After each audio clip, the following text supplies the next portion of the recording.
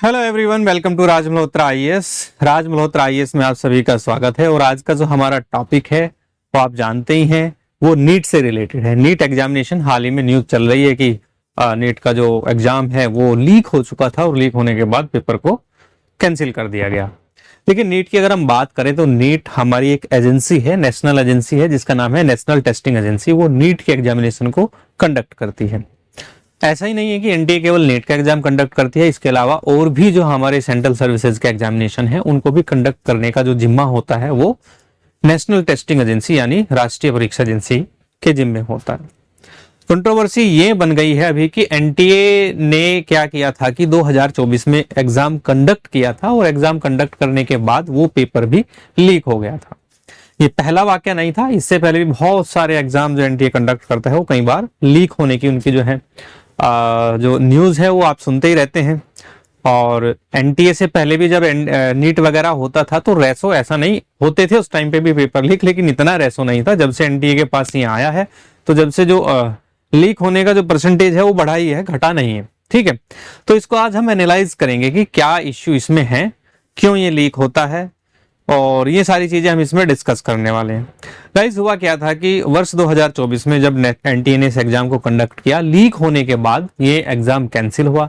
Cancel होने के बाद इस एग्जामिनेशन में 6 स्टेट में अलग अलग जगह जो है वो एफआईआर रजिस्टर हुई। एफआईआर रजिस्टर होने के बाद ये केस जो है सेंट्रल ब्यूरो ऑफ इन्वेस्टिगेशन को दे दिया गया। सीबीआई को देने के बाद जो है तत्कालीन जो हमारे केंद्रीय मंत्री थे उन्होंने क्या किया कि ये इसके लिए एक कमेटी गठित की गई। कमेटी गठित करने के बाद अगर हम बात करें तो उन्होंने कुछ इसमें रिकमेंडेशंस दी थी। ठीक है, उनको हम यहाँ पे डिस्कस करेंगे। तो ये कमेटी जो थी, जो केंद्रीय एजुकेशन मंत्री हैं, आपके जो केंद्रीय शिक्षा मंत्री हैं धर्मेंद्र प्रधान, उन्होंने इस कमेटी को गठित किया था आपका। और ये कमेटी जब फॉर्म हुई under the chairmanship of former ISRO chief doctor के राधाकृष्णन जी थे आपके, ये चेयरमैन थे। ठीक है, अब इसमें चेयरमैन के साथ साथ जब भी कोई कमेटी बनती है उसमें जो चेयरपर्सन होते हैं उसके साथ साथ कुछ मेंबर्स भी होते हैं। और मेंबर्स जो हैं, जो हमारे टॉप स्कॉलर थे देश के, वो इसमें रखे गए। जैसे डॉक्टर रणदीप गुलेरिया जी जो है इसमें मेंबर थे, प्रोफेसर बीजे राव, और इसमें प्रोफेसर जो है राममूर्ति के, श्री पंकज बंसल और आदित्य मित्तल, ये इसमें क्या थे, ये टॉप स्कॉलर हैं देश के। इनको इसमें कमेटी में रखा गया था। और इन्होंने क्या किया कि जब एनटीए का एग्जाम हुआ 2024 में, तो उसके बाद इन्होंने अपनी एक रिपोर्ट बनाई। ठीक है, और उस रिपोर्ट में इन्होंने एनटीए को 101 यानी 101 रिकमेंडेशंस जो थी, संस्तुतियां जिनको बोलते हैं, वो इन्होंने बताई कि ये जो है इसमें रिकमेंडेशंस जो है वो लगाने की जरूरत है। ठीक है, और ये रिकमेंडेशंस एनटीए ने लगभग जो है सारी मान ली थी। इसमें एक रिकमेंडेशन ये थी कि सारे एग्जामिनेशन, नीट ही नहीं, ये रिकमेंडेशंस खाली नीट के लिए नहीं थी। तो नीट का एग्जाम उस टाइम पे क्या हुआ, लीक हो गया था, तो तब ये रिकमेंडेशंस रखी थी कि जितने भी एग्जामिनेशन होते हैं सबको आप जो है सीबीटी यानी कंप्यूटर बेस्ड टेस्ट लीजिए और उसमें एनक्रिप्टेड क्वेश्चंस डालिए। यानी क्वेश्चन एनक्रिप्टेड क्वेश्चंस का मतलब ये होता है कि वो बहुत ज्यादा सिक्योर हो, और जैसे ही एग्जामिनेशन में बच्चा जाए उसे तभी क्वेश्चन के बारे में जानकारी हो, यानी तभी उसके सामने एकदम से क्वेश्चन ओपन हो।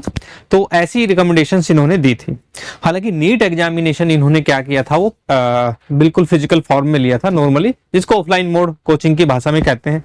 ठीक है, तो ये क्या था आपका जो नीट एग्जाम है, इसकी अगर हम बात करें तो ये हुआ है आपका ऑफलाइन मोड में।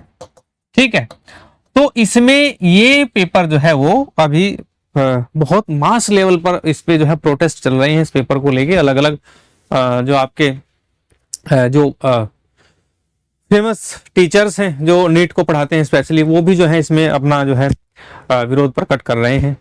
तो अभी हम बात करते हैं कि वो रिकमेंडेशंस क्या थे जिसको एनटीए ने माना। ठीक है, तो उनको हम यहाँ पे देख लेते हैं।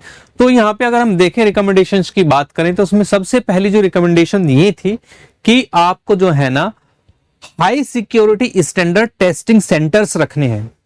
हाई सिक्योरिटी का मतलब उन्होंने इसमें बताया कि आप ना पूरा जो टेस्टिंग सेंटर है, जिस सेंटर में लिया जाए, वो क्या है कि वो सीसीटीवी सर्वेलियंस में आना चाहिए। ठीक है, 1 सेकेंड। और साथ ही इन्होंने कहा था कि तो उन्होंने कहा था कि एनटीए का बजट को गवर्नमेंट को बढ़ाना चाहिए और उस बजट को गवर्नमेंट को बढ़ा के ये क्या करे कि ये खुद के सेंटर डेवलप करे और नियर बाई जो है आपके 1000 प्लस जो है वो सेंटर्स जो है वो नेशन वाइड क्रिएट करने चाहिए एनटीए को, ठीक है। और secure testing centre every district में एक सेंटर तो कम से कम होना चाहिए। तो आप जानते ही हैं कि 800 850 जिले हैं हमारे पूरे नेशन वाइड भारत में बात करें तो उसमें कुछ बड़े डिस्ट्रिक्ट भी हैं जिसमें 2 सेंटर्स बनाने की रिक्वायरमेंट हो सकती है। तो ऐसे मिलाकर जो है वो 1000 प्लस सिक्योर जो है टेस्टिंग सेंटर वो बनाने थे इसमें। ये पहली रिकमेंडेशन थी। और सेंटर जो है वो कैसा होना चाहिए, पूरा सीसीटीवी सर्वेलेंस से कवर होना चाहिए, सिक्योर एंट्री पॉइंट्स होना चाहिए पहला, ठीक है, यानी जहां जैसे ही एंट्री हो वो पॉइंट्स जो है बिल्कुल सिक्योर होना चाहिए। और पूरा का पूरा जो सेंटर है वो controlled digital infrastructure, digital infrastructure means every room जो है वो कवर होना चाहिए सीसीटीवी कैमरा से और उसको एक जो है मॉनिटरिंग रूम, कंट्रोल रूम से कनेक्ट होना चाहिए ताकि वहां पे जो है एक व्यक्ति पूरा कंट्रोल रखे उसके ऊपर। और पूरे जो है जितने भी रूम्स में एग्जामिनेशन कंडक्ट किया जाएगा, स्टूडेंट या एस्पिरेंट सॉरी उसमें अपना एग्जामिनेशन देगा तो वो रूम जो है वो मॉनिटर होना चाहिए, यानी रूम की मॉनिटरिंग पूरी होनी चाहिए। ये पहली रिकमेंडेशंस, मतलब रिकमेंडेशंस तो बहुत सारी थी, उसमें से एक रिकमेंडेशंस थी जिसको एनटीए ने क्या किया, फॉलो किया या नहीं किया, इसको फॉलो किया। चलिए ये बातें थी एग्जामिनेशन में सारी। उसके बाद फिर डीजी एग्जाम जो कॉन्सेप्ट है उसको बताया, यानी कि कोई भी एस्पिरेंट जो है जो भी अपना एग्जाम देने जा रहा हो वो डीजी एग्जाम बायोमेट्रिक जो वेरिफिकेशन है उस सिस्टम से लेस होना चाहिए, यानी उसके पास अपना आधार कार्ड होना चाहिए, आधार कार्ड से उसको जो है ऑथेंटिकेशन करना है, फेस रिकॉग्निशन करना है, ठीक है, साथ ही उसका फिंगरप्रिंट टेस्ट और आइरिस वेरिफिकेशन जो होती है, फिंगरप्रिंट वेरिफिकेशन, आइरिस वेरिफिकेशन, यानी एस्पिरेंट कोई भी हो या जब भी हम अपना आधार कार्ड बनवाते हैं तो हमारे जो फिंगरप्रिंट्स हैं वो अपलोड कर दिए जाते हैं आधार में और साथ ही आइरिस वेरिफिकेशन भी आधार में होता है। तो दोनों को आप वेरीफाइड कीजिए और साथ ही एआई बेस्ड आइडेंटिटी मैचिंग जो है ये इसमें करनी है। ये रिकमेंडेशंस भी थी, ये भी फॉलो हुई एनटीए के एग्जाम में जब लिया गया तो ये फॉलो हुई थी, ठीक है। चलिए नेक्स्ट चलते हैं। फिर आती है फ्रिस्किंग। फ्रिस्किंग को कहते हैं हिंदी में चेकिंग करना कि भाई कहीं कोई पर्ची वर्ची या खर्ची साथ में ना ले रहा हो। तो frisking at the testing centre, यानी जो टेस्टिंग सेंटर है उस पे प्रॉपर फ्रिस्किंग होनी चाहिए। पहले आपने सुना था कि फ्रिस्किंग जो होती थी केवल एस्पिरेंट की होती थी, लेकिन इन्होंने कहा कि ऑल स्टाफ एंड कैंडिडेट्स, यानी जो स्टाफ भी है उसकी भी प्रॉपर फ्रिस्किंग होनी चाहिए कि उसके पास भी कुछ ऐसा कोई भी जो है इक्विपमेंट ना हो, ऐसा इंस्ट्रूमेंट ना हो जो किसी भी प्रकार से जो है वो कहीं ना कहीं एक तरीके से खतरा पैदा ना कर दे पेपर के लीकेज का।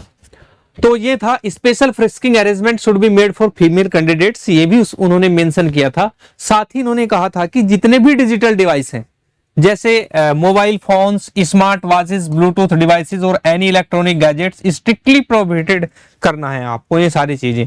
तो ये 2024 में जो है इन्होंने अपनी रिकमेंडेशंस दी, उससे बहुत पहले से ये चीजें हैं, ये पिछले 20 साल से ये जो है प्रोहिबिटेड है चीजें, कोई नहीं लेके जाता है, ठीक है। Item like opaque pouch and non transparent water bottles, ठीक, ये सारी चीजें नॉट अलाउड इनसाइड, ये सारी चीजें ये भी फॉलो होती हैं। आप एनटीए का नहीं किसी भी एग्जामिनेशन को देने जाते हैं, खासतौर पे कॉम्पिटिटिव एग्जामिनेशन या अपने यूनिवर्सिटी के या एकेडमी के भी एकेडमिक एग्जामिनेशन भी आप देते हैं तो उसमें भी ये सारी चीजें होती हैं।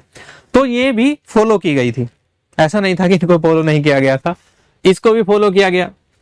अब उसके बाद इन्होंने बताया कि एक स्टेप जो है वो आपका जो थंब इंप्रेशन होता है, ठीक है, तो उसको भी प्रॉपर करना है। जैसे आप जाते हैं ना अपना बायोमेट्रिक थंब इंप्रेशन कराते हैं, वो भी इसमें करना था। यानी voter ID cards and admit cards, candidate IDs card and admit card must be verified entry and inside exam hall, biometric with Aadhaar से जो है आपका थंब इंप्रेशन जो है उससे जो है बायोमेट्रिक टेस्ट होगा आपका, ठीक है। और पूरा का पूरा ये जो सिस्टम चलेगा आपका एग्जामिनेशन, जहां पे एग्जामिनेशन में ये चीज कंडक्ट हो रही है, यानी किसी स्कूल में आप एंट्री करते हैं तो एंट्री होते ही सबसे पहले यही चीजें होती हैं, आपका ऑथेंटिकेशन होता है, बायोमेट्रिक टेस्ट होता है। तो वो पूरा एरिया सर्वेलियंस जो सीसीटीवी सर्वेलियंस है उससे कवर अप होना चाहिए और वो उसकी जो मॉनिटरिंग है ठीक उसे जैसे कंट्रोल रूम होता है उसमें ये सारी चीजें होनी चाहिए। ये भी एनटीए ने एक जो है इसमें सजेशन दिया था। चलिए अब उसके बाद आता है अगर ऑफलाइन मोड में एग्जामिनेशन है ठीक है। ऑनलाइन मोड का तो उन्होंने कहा था कि जो है सीबीटी जो कंप्यूटर बेस्ड टेस्ट होता है वो लगाना चाहिए, वो ज्यादा कंपलसरी है। लेकिन अगर ऑफलाइन मोड में एग्जामिनेशन है, ठीक है, तो प्रिंटिंग प्रेस प्रिकॉशंस जो है इसमें बताई गई थी कि जो भी प्रिंटिंग प्रेस है उसको कंप्लीटली उसके वर्क स्टार्ट करने से पहले ही उसको वेरीफाइड करना है, यानी printing press verification must be completed before starting work, ये इसमें बताया गया था। साथ ही इन्होंने कहा कि जो प्रिंटिंग है, प्रिंटिंग पैकेजिंग एंड ट्रांसपोर्टेशन, क्योंकि पेपर क्या होता है, प्रिंट होता है, उसके बाद उसकी पैकेजिंग होती है और पैक होने के बाद में उसको क्या कि ट्रांसपोर्ट किया जाता है एग्जामिनेशन हॉल तक या एग्जामिनेशन सेंटर तक, ठीक है। तो ये स्ट्रिक्टली मॉनिटर्ड होना चाहिए, ठीक है, ये भी बता। The press must have high security with guards and all entry exit points, यानी जितने भी एंट्री और एग्जिट पॉइंट है सारे हाई सिक्योरिटी गार्ड से होने चाहिए, ठीक है। अब ये प्रिंटिंग वाला जो मामला है यहीं पे सारी गड़बड़ होती है।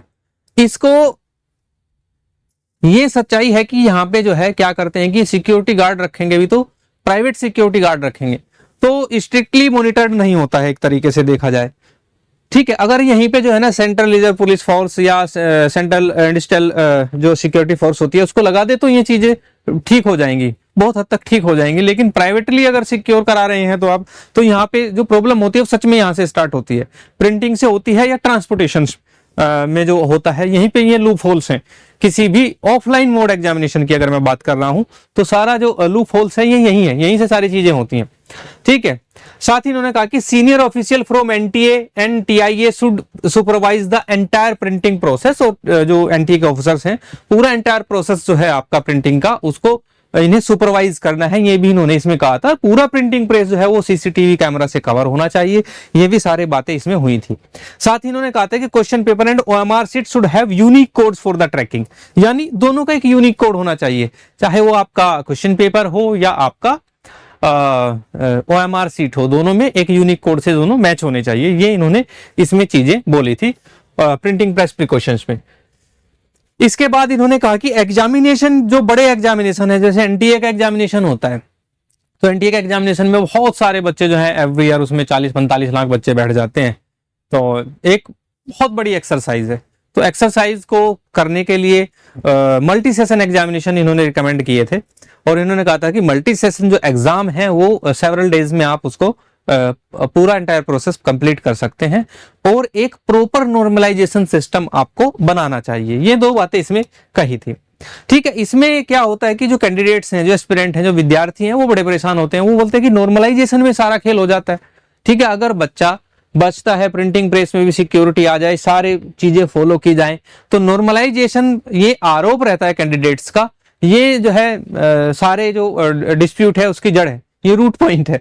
तो नॉर्मलाइजेशन में सारा विवाद हो जाता है, तो ये भी जो है एक तरीके से कारगर नहीं माना जाता। तो मल्टी सेशन एग्जामिनेशंस ये रिकमेंड किया था कमेटी ने कि भाई मल्टी सेशन एग्जामिनेशन होना चाहिए, लेकिन ये भी एक तरीके से डिस्प्यूट वाला इश्यू हो जाता है जब मल्टी सेशन एग्जामिनेशन किए जाते हैं किसी भी एग्जामिनेशन में, ठीक है। इसके बाद इन्होंने कहा था कि स्ट्रॉन्ग कोऑर्डिनेशन होना चाहिए with state police and investigation agencies, ये अच्छा पॉइंट था। इसमें क्या करना था कि अगर हम प्राइवेट जो आउटसोर्सिंग है उस पर ज्यादा रिलाई करेंगे तो लीकेज की संभावनाएं जो है वो बढ़ जाएंगी, पॉसिबिलिटीज रहेगी कि लीक होगा पेपर। लेकिन अगर हम वही investigation agencies and state police जो होती है उनसे अगर अच्छा कोऑर्डिनेशन कर ले एनटीए और तब इस एग्जामिनेशन को जो है कंडक्ट करे तो ये इसमें लीकेज की जो पॉसिबिलिटीज है वो कम हो सकती है। तो एनटीए इसमें स्टेक होल्डर्स रखना चाहिए, एनटीए स्टेट गवर्नमेंट जैसे स्टेट में लेना है, district administration, police investigation teams जो है वहां की, उनसे एक कोऑर्डिनेशन बना के रखना चाहिए, ये भी रिकमेंड किया था। ये फॉलो नहीं किया गया, कोई कोऑर्डिनेशन नहीं था एनटीए का इनके साथ में, नहीं डिस्ट्रिक्ट एडमिनिस्ट्रेशन के साथ में जो होना चाहिए, ठीक है। तो ये भी इसमें एक रिकमेंडेशन थी।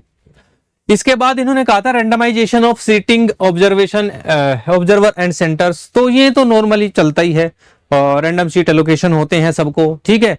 रैंडम एंटी ऑब्जर्वर अपॉइंट किए जाते हैं और कंट्रोल्ड सेंटर असाइनमेंट, ये सारी चीजें तो होती हैं एग्जामिनेशन में, कोई भी एग्जामिनेशन हो, नोट इवन एनटीए, तो ये चीजें हैं। अब ये इसमें देखें आप क्या था, ये था स्ट्रक्चरल एंड ऑपरेशनल रिफॉर्म्स करने थे इसमें। ये क्या है आपके, सबसे बड़ा जो इसमें बताया था कि रिड्यूसिंग प्राइवेट आउटसोर्सिंग, यानी जो प्राइवेट आउटसोर्सिंग है उसको रिड्यूस करें आप, क्योंकि एनटीए ने क्या है कि एनटीए एक बिल्डिंग के अंदर, ठीक है, ज्यादा से ज्यादा 1000 स्क्वायर फीट के अंदर एक ऑफिस है, उसके अलावा इनका कहीं कोई इंफ्रास्ट्रक्चर नहीं है। सारी चीजें ये हायर करते हैं टाइम टू टाइम। किसी भी स्कूल में इनको कराना हो तो प्राइवेट स्कूल कोई भी कंडक्ट किया, उसमें प्राइवेट जो है रास्ते में चलते व्यक्ति को इन्विजिलेटर बना देते हैं। तो ये जो इनका सिस्टम है, ये इसको रिड्यूस करना चाहिए इनको। तो इसमें कहा गया है कि minimising reliance on third party private vendors staff and outsourced evaluation centres, ये चीजें आपको रिड्यूस करनी पड़ेंगी, ठीक है। तो इन्होंने ये बताया था, और इन्होंने साथ ही ये कहा था, अर्ज किया था कि भाई 1000 जो है standardised high security testing centre NTA को डेवलप करने चाहिए अपने, ठीक है। किसी भी रिलायबल होना ही नहीं पड़ेगा। तो अगर देखा जाए हर डिस्ट्रिक्ट में एक बड़ा सेंटर जिसमें जो है कम से कम 1500 बच्चे एक ही बार जो है एग्जामिनेशन में बैठ सके, तो ऐसे करने चाहिए। 1000 सेंटर कर लेंगे तो ये एग्जामिनेशन कंडक्ट हो जाएगा। और सरप्लस फाइनेंशियल रिजर्व की रिक्वायरमेंट इन्होंने बताई थी, जो गवर्नमेंट ने दी नहीं इनको, एनटीए को कि कोई फाइनेंशियल रिजर्व इनको देना है। तो ये सारी चीजें इसमें होनी चाहिए, यानी गवर्नमेंट का अपना टेस्टिंग सेंटर होना चाहिए। ये रिकमेंडेशंस इनमें दी थी। साथ ही इन्होंने एक रिकमेंडेशन और दी थी कि कोचिंग इंडस्ट्री रेगुलेशंस करने चाहिए। भाई अगर इनसे पूछा जाए कि कोचिंग इंडस्ट्री का क्या रोल है भाई पेपर लीक होने में, इन्होंने बताया है कि सेटिंग अप स्ट्रिक्ट स्टेट और national oversight mechanism for private coaching hubs, यानी प्राइवेट कोचिंग हब्स में क्या रेगुलेशंस लेके आएंगे आप, ठीक है। तो ये इन्होंने इसमें चीजें बताई हैं। चलिए भाई, तो ये रेगुलेशंस बताई थी इन्होंने इसमें, और इसमें ये भी बताया था कि टीचर्स की क्वालिफिकेशन, उसका स्टैंडर्ड, सारी चीजें वो इसमें जो है बताई थी। चलो खैर छोड़े। तो ये क्या थी कि ये सारे रिकमेंडेशंस थी।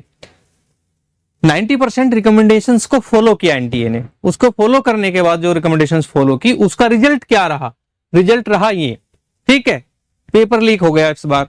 रिजल्ट ये है कि आप किसी भी हेडलाइंस में देख लें तो नीट यूजी पेपर लीक, ठीक है, और उसको अरेस्ट कर लिया है, वहां से उस व्यक्ति को अरेस्ट कर लिया है, ठीक है, और कोई डॉक्टर का 2 भाई हैं उनको अरेस्ट कर लिया है। तो ये सारी चीजें हुई हैं, ये रिजल्ट निकल के आया है 2 वर्ष बाद, यानी 2024 अक्टूबर 2024 में रिकमेंडेशंस दी थी एजुकेशन मिनिस्ट्री को, उनको एनटीए ने फॉलो किया। फॉलो करने के बाद फिर से पेपर लीक हो गया। आपकी इस पर क्या राय है मुझे कमेंट बॉक्स में जरूर बताएं, और ऐसे ही इंफॉर्मेटिव वीडियोस देखने के लिए हमारे चैनल को लाइक करें, सब्सक्राइब करें और वीडियो को ज्यादा से ज्यादा शेयर करें।